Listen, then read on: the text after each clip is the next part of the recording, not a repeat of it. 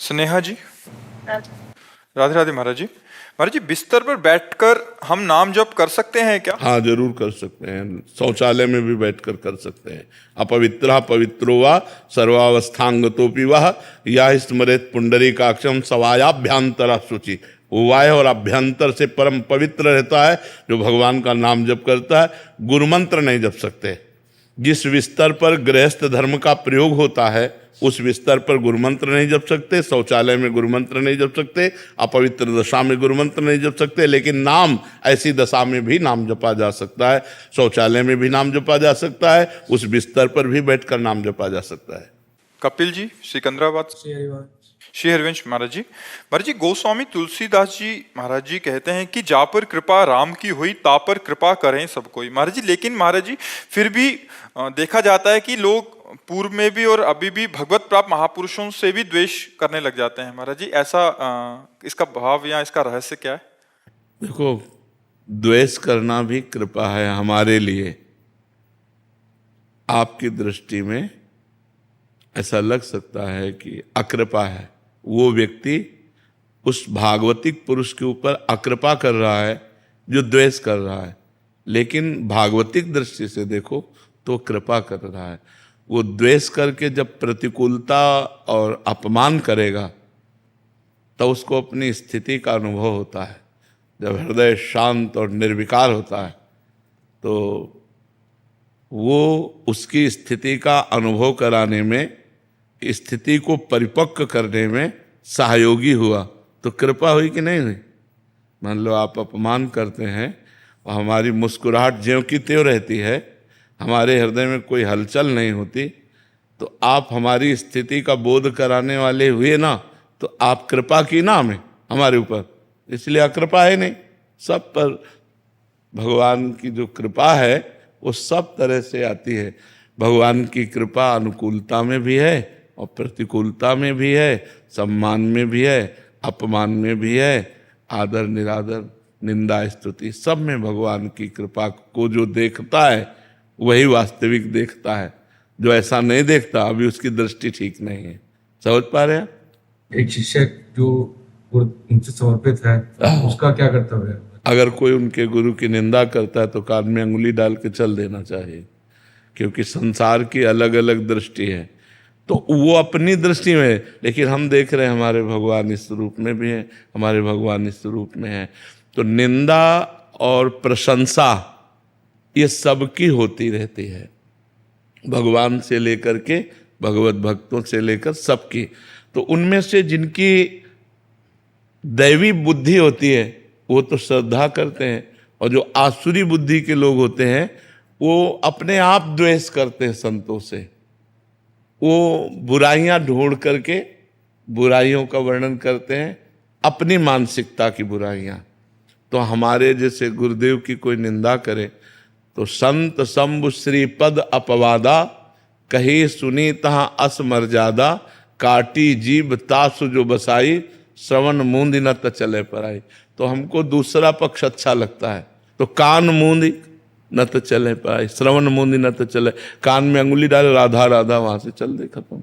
वो उसका विचार है, वो उसकी धारणा है, हमको अपने भाव से चल देना चाहिए। आज तक कभी एक पक्ष नहीं मिला, दो पक्ष सदैव रहे, इसीलिए इसका नाम दुनिया है। भगवान श्री कृष्ण को भीष्मादि महापुरुष परब्रह्म परमात्म तत्व देखते थे, और दुर्योधन, वही दुर्योधन भगवान की निंदा करता था, भगवान को बंदी बनाने की सोचा, क्या क्या नहीं भगवान के प्रति उसने भाव किया। तो जैसी बुद्धि होती है दैवी या आसुरी, वैसे ही हमारा दर्शन होता है।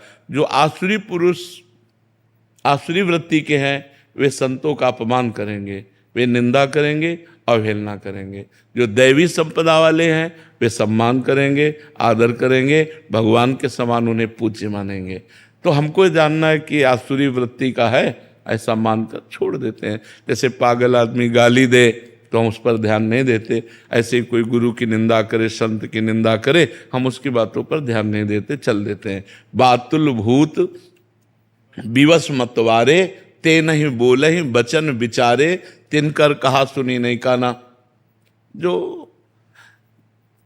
बुद्धि शुद्ध नहीं है तो अब कुछ भी बोल सकते हैं, कुछ भी बोल सकते हैं।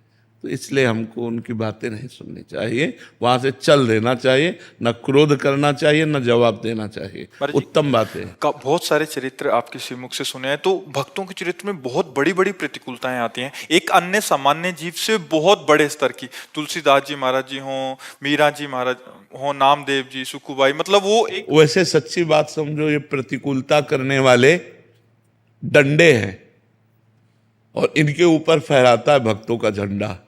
अगर प्रतिकूलता ना हो तो इतनी ख्याति संतों की ना हो। संतों की ख्याति ही होती प्रतिकूलता से। अगर मीरा जी को उनका देवर इतनी प्रतिकूलता न देता तो मीरा जी की महिमा प्रकाशित नहीं होती।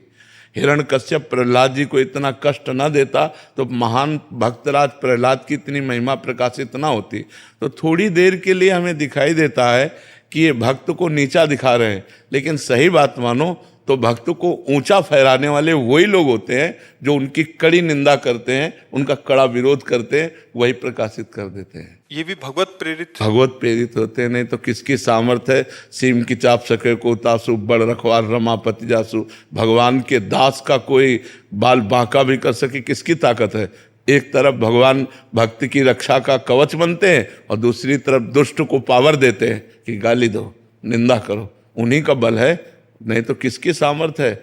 वैष्णव अपराध, भक्त अपराध, संत अपराध, साधु अवज्ञा तुरंत भवानी, कर कल्याण अखिल के हानि, उसी समय उसका नाश हो जाए। लेकिन भगवान उसको बल देते हैं, क्यों?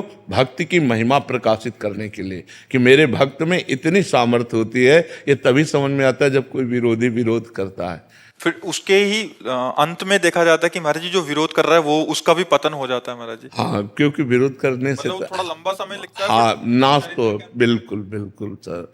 वो तो वैष्णव निंदा या वैष्णव अपराध वज्र की लीक है, उसे भोगना पड़ेगा। वो किसी प्रायश्चित से नष्ट नहीं होता, उसे अवश्य में भोक्तव्यम कृतम कर्म शुभाशुभम, ये बिल्कुल भोगना पड़ता है। इसलिए बहुत सावधान रहे। संतों को पहचानना बहुत कठिन है। संतों के कई परिवेश होते हैं, बताया नहीं, जैसे एक संत हैं जो नंगे घूम रहे हैं, श्री सुखदेव जी, और एक संत है जो राजा बने बैठे हुए हैं, जनक जी। एक संत हैं जो केवल दुर्वांकुर दूर का रस पीते हैं, दुर्वासा जी, और एक संत है अम्बरीश जी, चक्रवर्ती सम्राट है। दुर्वासा जी को भी भ्रम हो गया कि अम्बरीश ऐसा कैसे हो सकता है, और सुदर्शन चक्र हर समय अम्बरीश जी की सुरक्षा मिला। संत वेश से नहीं मरते। नहीं, संत स्थिति कहते हैं।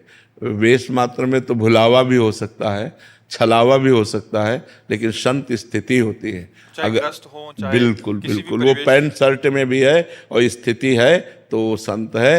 देखो विभीषण जी राजमंत्री हैं और रावण के भाई हैं, और भगवान के जब सामने आए तो कहा तुम सारीखे संत प्रिय मोरे, धरो देह नहीं आन निहोरे। आप जैसे संतों के लिए मैं शरीर धारण करता हूँ, भगवान ने विभीषण जी को कहा। तो वहाँ विभीषण जी का कोई लाल पीला वेश नहीं था, वो अपने राजमंत्री स्वरूप से थे, लेकिन हृदय संत है। इसलिए भगवान ने कहा तुम सारी के संत प्रिय मोरे। प्रमाणित कर दिया भगवान शिव ने कि विभीषण जी संत हैं। जब लात मारा रावण ने और उन्होंने कहा तुम पितु सरस भले मोहि मारा, राम भजे हितनाथ तुम्हारा, तो भगवान कैलाशपति बोल उठे उमा संत कही यही बढ़ाई, करत मंद जो करे। उमा ये संत है विभीषण, यही संत की महिमा है कि वो मंद कर रहा है, वो उसकी भलाई कर रहा है।